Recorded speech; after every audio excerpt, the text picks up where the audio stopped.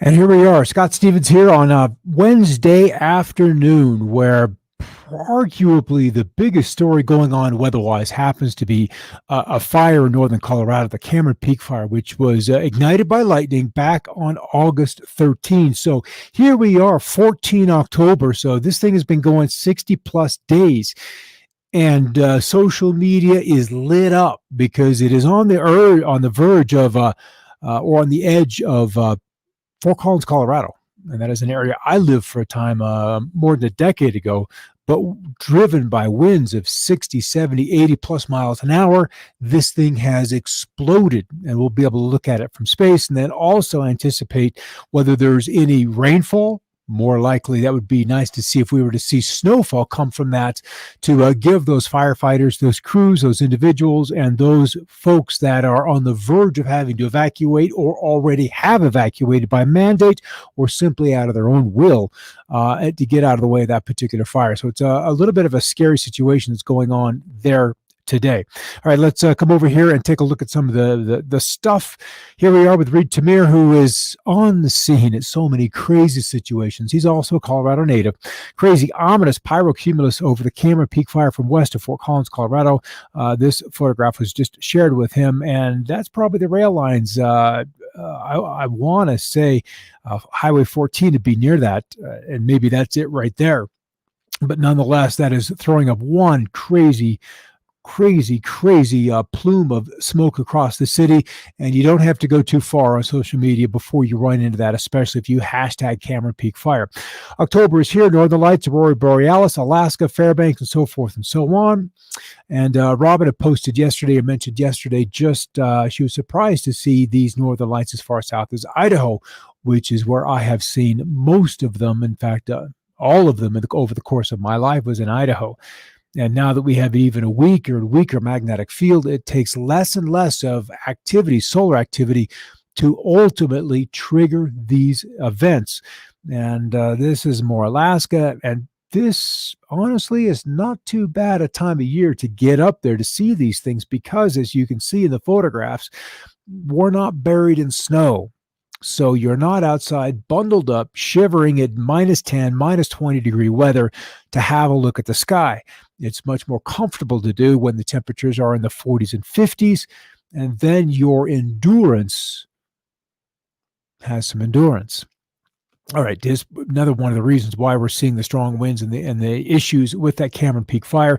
Strong cold front spurring winds across all of the west, including gusts over 70 miles an hour. At the surface, this occurred around 9:15 this morning with sustained winds at 68 miles per hour at Birdhound Pass in Colorado. Elevation, again, you're up there a bit, 11,000 plus feet, but at 104 miles an hour. And this was at an observing site. So easily there were other locations where those kind of wind speeds could or were experienced, not recorded necessarily, but certainly experienced. We get into Pennsylvania. Check out this beautiful setting of the Delaware Water Gap, where fall colors and water make this for an award-winning Wednesday combo. Yeah, when you've had some rain and the vegetation has had some water to kind of go through the transition into preparing for winter, that makes for much healthier vegetation. That's really been a tough thing to do out west, where not a lot of water has fallen to help the plant kingdom prepare for the change of the season. All right, there's some old folklore among Idahoans that the fall winds blow for a week and then they stop, and then it's winter, and then when they start again, it's going to be spring. Spending most of my life growing up in Idaho, well, we're windy for the third straight day. We'll just have to have a look at how long before we end up with these kind of conditions. This was up in Calgary, Alberta. And that is the cold up there driving that event, driving that cold front off to the south. As you can even see in this, we'll have to animate this, play this, that we still have leaves on the trees. So this is, I don't want to say an early snowfall because we are mid-October, but because the West has been so mild for so much of this winter, the trees have, they got, let's just say, an early shot across the bow the first week of September that winter was coming. But now it's really here. So here we are with a time lapse showing that Cameron Peak plume just racing off towards the east, driven by these intense winds. This also from Fort Collins, Colorado, and Larimer County. and that has just only gotten worse over the course of the day. We mentioned yesterday about La Nina, and it really didn't matter which nation the computer models came from. They saw the La Nina that was going to remain through the wintertime season, but what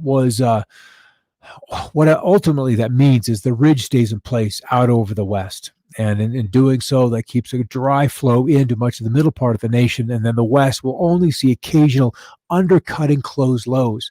One of those may happen in about 7 to 10 days' time across California, giving them their first seasonal rainfall. But on the whole, it looks like it's weak. But the rest of the planet's oceans look to be terribly warm, the exception being this cool upwelling coming off the coast of South America and then driving eastbound right along the current. And yeah, there's that wind out there. I've got my curtains drawn, but the window is absolutely open just because the sun, regardless of the season, is still hot. All right, here's the Cameron Peak Fire. It is a wildfire updated 2 minutes ago, 56% contained, and that may be just the west, north, and south sides. The east side obviously is not, as the winds are continuing to drive it. Its size is now at 135,000 acres, and you can see it spreading into Larimer County through the Roosevelt Forest, the Mummy Range, and then it's here, the Horsetooth Reservoir, and some of these other places that have had, I don't want to say incursions, but they have been developed. And that's the sad truth of it. They've been developed. So those locations are at risk, especially if the winds continue to be as robust as they have been lately. All right, the Interagency Fire Center has dropped the national preparedness from 5 to 4 last week and now back to 3. And we're still dealing with no new large fires. 4 fires were contained, but the bulk of the activity remains in California and then also in Idaho as far as fire count. The 3 in Colorado is honestly all they can handle. And here's the plume right there. That's the fire right there. Let's come on in. Let's zoom in just a little bit more. But looking at this from the geoengineering aspect and noticing these ripples, these odd shaped ripples, those ripples are not necessarily cloud-based.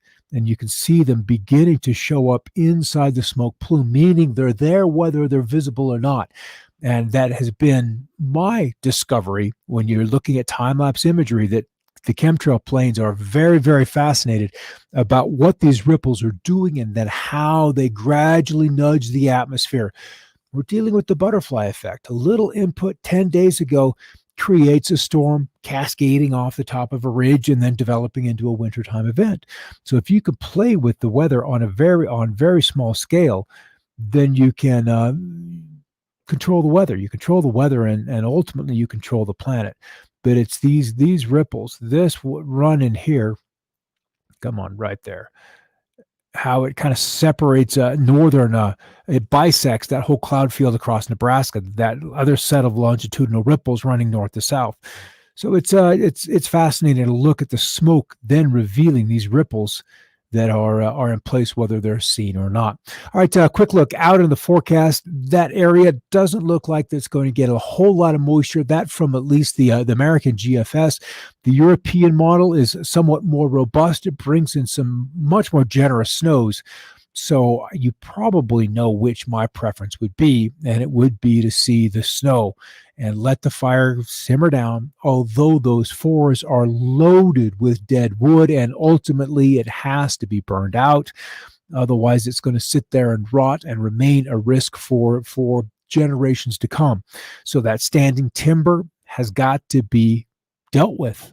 And the fire is the quickest way to clean up the forest, begin the regeneration process. Yes, there's a pulse of CO2 and carbon into the atmosphere, but once that happens, it becomes food worldwide. That the forests in New England, the forests in Europe and Asia, Africa, Canada, the Arctic can all then use that pulse of CO2 into the atmosphere for fuel, for growth next season.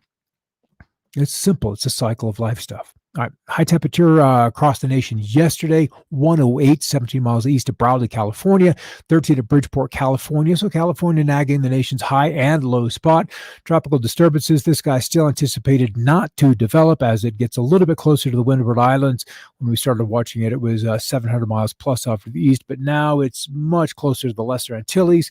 And across the nation, a nice barrier of dry air along those southern states, with the jet stream racing in along the north, and it is the cool winds behind this frontal boundary that is now approaching the western lakes. And in that, we are seeing some rain, a few thunder showers on closer inspection across New England, where we had some good rains the last couple of days, inch and a half worth of water. And that's good. They have been very dry as well. So we might as well get the water in there while the soils have not frozen yet for the season.